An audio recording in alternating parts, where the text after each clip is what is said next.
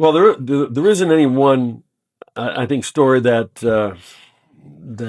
influenced my decision to become a coach. I think it was more born out of desperation. There are only a handful of players I've ever looked at and quietly thought I'll probably never see another one like him again.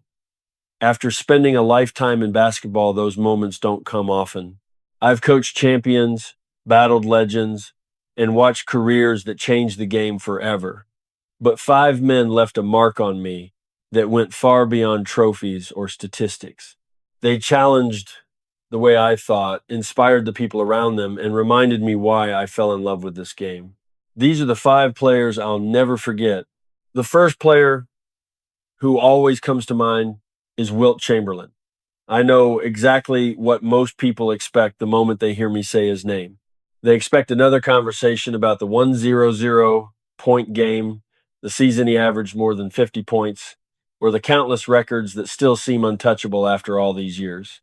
Those achievements deserve every bit of admiration they receive, but they still don't explain what it truly felt like to prepare for him. Statistics only tell you what happened after the game ended. They never capture the feeling inside a coach's office the night before tip-off, when experienced basketball minds sat around searching for answers that simply didn't exist. Against almost every superstar, you could adjust your defensive scheme, make a few strategic changes, and trust your players to execute. Against Wilt, every plan suddenly felt incomplete before the opening whistle even sounded. The uncomfortable truth was that we weren't expecting to stop him. We were hoping to limit the damage enough to give ourselves a chance, and that's an entirely different mindset. What always impressed me most was how often people reduced his greatness to nothing more than his size. Yes, he stood over 7 feet tall. Yes, he possessed incredible strength. But history has seen plenty of tall players, and none of them became Wilt Chamberlain. His true advantage was the astonishing way he combined size with athletic ability. He ran the floor like a forward, exploded off the ground with remarkable quickness, and seemed capable of playing endless minutes without slowing down. One possession, he'd be sprinting ahead of everyone for an easy basket, and the next, he'd erase what looked like a certain layup at the other end. You couldn't recreate that in practice because there simply wasn't another athlete built like him. Yet, as extraordinary as his physical gifts were, the greatest weapon he carried onto the court wasn't his body. It was the pressure he placed inside the minds of everyone facing him. Basketball has always been played as much between the ears as on the hardwood. Wilt made opponents question themselves before they questioned him. Miss one shot, and suddenly you started forcing the next. Hesitate once, and doubt spread through an entire team. Without saying a word, he controlled the emotional rhythm of the game. Looking back now, I smile whenever people argue about whether Wilt would dominate today's NBA. Those debates overlook what truly defines greatness. Generational players don't belong to one era, they reshape the sport itself. Wilt Chamberlain did exactly that, forcing coaches to rethink basketball long before anyone talked about changing the game. And while Wilt overwhelmed opponents through unmatched physical dominance, the next player on my list would leave an equally lasting impression in a completely different way, relying not on power, but on one of the sharpest basketball minds I've ever witnessed. If Wilt Chamberlain showed me what overwhelming physical dominance looked like, Larry Bird taught me that basketball could be controlled just as completely through intelligence. Most fans remember his shooting first, then the legendary trash talk. Those stories are true, but they never explain why coaches respected him so deeply. The Larry Bird I admired most was the player who always seemed to understand the next possession before anyone else on the floor. Every time we prepared to face Boston, our coaching staff believed we had a solid plan. We'd spend hours studying film, learning his favorite spots, his passing angles, and the moments when he preferred to take over a game. On paper, everything looked ready. Then the game started, and within a few possessions, it became obvious we were reacting instead of dictating. Larry recognized tiny mistakes before anyone else noticed them. A defender leaned the wrong way, and the ball immediately found an open teammate. Someone hesitated for half a second, and Larry punished it without hesitation. Standing on the sideline, it was frustrating because our defense often wasn't poor. Larry simply processed the game faster than everyone else. That kind of basketball vision is incredibly rare, even among Hall of Fame players. What impressed me just as much was the way he handled pressure. Uh, I've coached great players whose emotions became stronger as the stakes increased. Larry became calmer. The louder the arena grew, the more relaxed he appeared. That confidence spread through the entire Celtics team. His teammates believed that if they kept making the right plays, Larry would eventually find the answer. That's what true leadership looked like. He didn't need emotional speeches or dramatic celebrations. He led through certainty, and that belief became contagious. There was also an honesty to the way Larry competed that I always appreciated. He never chased spectacular plays when a simple one accomplished the same result. Every pass had purpose, every cut created an advantage, and every shot came with complete conviction. Coaches treasure players like that because championships are usually decided by details most fans never notice. Looking back now, I don't think Larry Bird transformed basketball simply because he was an extraordinary shooter. He changed it because he proved that preparation, intelligence, and relentless competitiveness could overcome almost any physical limitation. Whenever someone asks me to define basketball IQ, Larry is still one of the first names I mention. He didn't just play the game, he solved it. Possession after possession. And while Larry mastered basketball with one of the sharpest minds I've ever witnessed, the next player on my list inspired greatness in a completely different way, making every teammate believe they could accomplish more than they ever thought possible. People often assume talking about Magic Johnson should be easy because I had the privilege of coaching him. In truth, it's much harder when you spend years beside someone instead of watching from the opposite bench. You notice qualities the public rarely sees. Fans remember the dazzling no-look passes, the fast breaks, and the smile that made basketball seem effortless. Those memories are accurate, but they don't tell the full story. The Magic Johnson I remember revealed himself in practices, film sessions, and quiet conversations long before the opening tip. That's where I realized his greatest talent wasn't passing the basketball. It was making everyone around him believe they could accomplish more than they ever imagined. Throughout my career, I've coached teams filled with talent, but talent alone has never won championships. Trust wins championships. Confidence wins championships. The belief that your teammate will make the right decision when everything is on the line separates good teams from great ones. Magic created that belief almost effortlessly. The moment he secured a rebound and pushed the ball up the floor, every teammate instinctively sprinted ahead. They weren't hoping for a pass, they expected one. That level of trust can't be taught by a coach. It has to grow naturally, and with Magic, it always did. I also admired the way he embraced pressure. Many players become cautious in the biggest moments, afraid of making the mistake everyone will remember. Magic was exactly the opposite. The higher the stakes, the more comfortable he became. I still think about the 1,980 NBA Finals when Kareem couldn't play, and so many people believed our championship hopes had vanished. Most rookies would have been overwhelmed by that responsibility. Magic embraced it, playing center and delivering one of the greatest finals performances I've ever witnessed. It wasn't simply an incredible statistical game. It was a display of fearlessness that announced to the basketball world he was built for impossible moments. Another quality that deserves more recognition was the joy he brought to the game. Basketball is demanding, and the pressure only grows with success. Many stars eventually carry that burden onto the court. Magic refused to let it change him.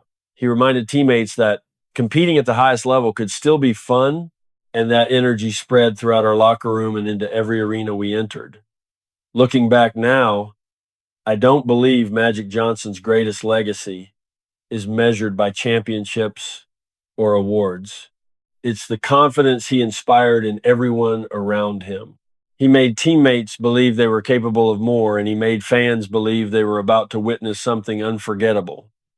More often than not, they did. And while Magic inspired greatness through joy and belief, the final player on my list set an entirely different standard, driven by an obsession with winning that forever changed what basketball excellence looked like. If there was ever a player who forced me to redefine greatness, it was Michael Jordan. People often ask whether naming him the greatest player I've ever seen was a difficult decision. The truth is, it wasn't. Choosing the other names on this list required years of reflection. Choosing the man at the top took only seconds. Throughout my career, I've watched extraordinary players dominate with size, intelligence, creativity, leadership, and discipline. Michael possessed every one of those qualities, then added something even rarer, an unmatched obsession with winning. Most fans remember the spectacular moments, the soaring dunks, the impossible fadeaways, and the game-winning shots that have become part of basketball history. Those highlights deserve every bit of praise they receive, but they aren't what truly separated Michael from everyone else. The difference appeared long before the lights came on. Practice was never routine for him. Every drill carried purpose. Every possession demanded complete effort. Every mistake mattered.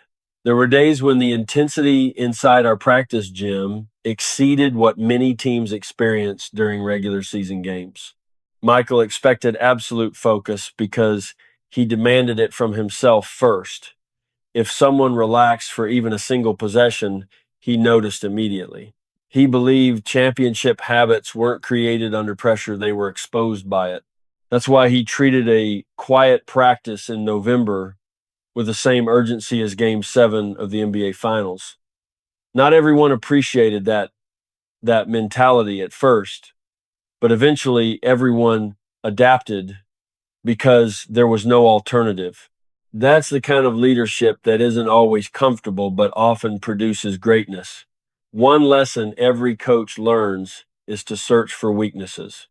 Every superstar has one somewhere. Some struggle against physical defenders. Others lose patience when double teamed. Some allow frustration to affect the rest of their game. We searched constantly for something that could slow Michael down. Sometimes an opponent's strategy worked for a quarter or even 3. Then the fourth quarter arrived. Suddenly, Michael would take complete control, scoring in ways that erased every defensive adjustment we'd spent days preparing. That was his greatest weapon. He didn't simply beat your game plan. He made you question whether any plan could ever work. What I admired most, however, wasn't his extraordinary talent. It was his willingness to accept responsibility when everything was on the line. Michael never hoped someone else would take the final shot. He wanted that moment because he had prepared for it thousands of times when nobody was watching. Looking back now, the championships, scoring titles, MVP awards, and unforgettable highlights feel less like surprising achievements and more like the natural result of an extraordinary mindset. I've known many players who loved winning. Michael Jordan hated losing even more, and that relentless drive changed basketball forever. Even today, every superstar is eventually measured against the same impossible standard. Can he become the next Michael Jordan? Few questions say more about a player's greatness than that one. The final player on my list may surprise some people because I've placed him after Michael Jordan, but that position should never be mistaken for a lack of admiration. Kareem Abdul-Jabbar remains one of the greatest professionals I've ever coached, and in many ways, he taught me lessons that reached far beyond basketball. Most people immediately think of one thing when they hear his name, the skyhook. That's understandable because it remains the most unstoppable shot I've ever witnessed. Every defender knew it was coming. Every coach built strategies to stop it. Every arena waited for it. Yet season after season, it continued finding the bottom of the net. But focusing only on that shot overlooks what truly made Kareem extraordinary. The skyhook wasn't magic. It was the visible result of relentless discipline. Every time he released it, I wasn't just watching a signature move.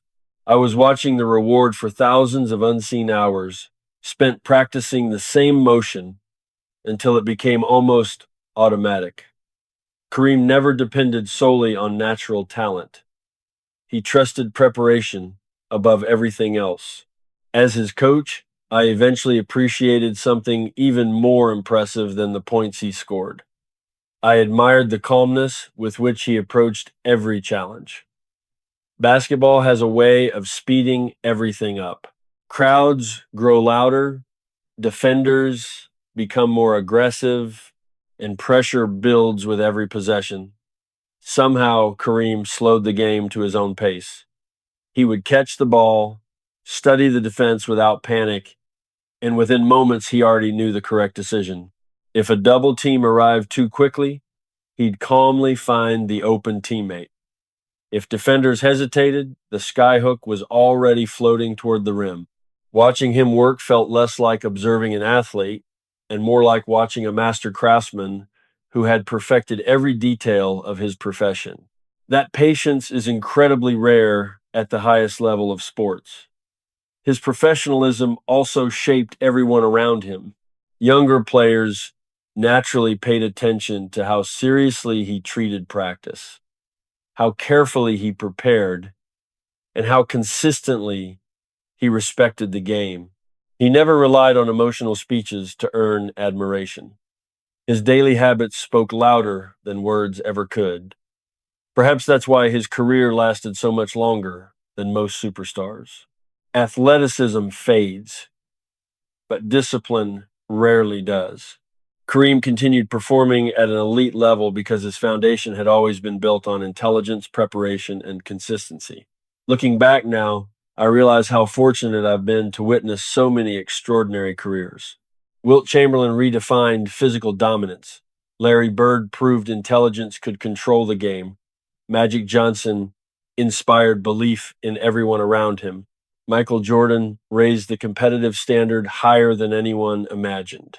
And Kareem Abdul-Jabbar quietly demonstrated that lasting greatness is built through discipline and example. Those five men didn't simply become legends. They forever changed the way I understood basketball, leadership, and excellence itself. Looking back, I don't measure greatness by championships or statistics anymore. I measure it by the lasting impact a player leaves on everyone around him. Wilt changed what was possible. Larry changed how the game was understood. Magic changed how teammates believed. Michael changed the standard of competition. Kareem changed the meaning of professionalism. I was fortunate enough to witness them all, and after everything I've seen, I believe true greatness isn't remembered for what it wins, it's remembered for what it inspires.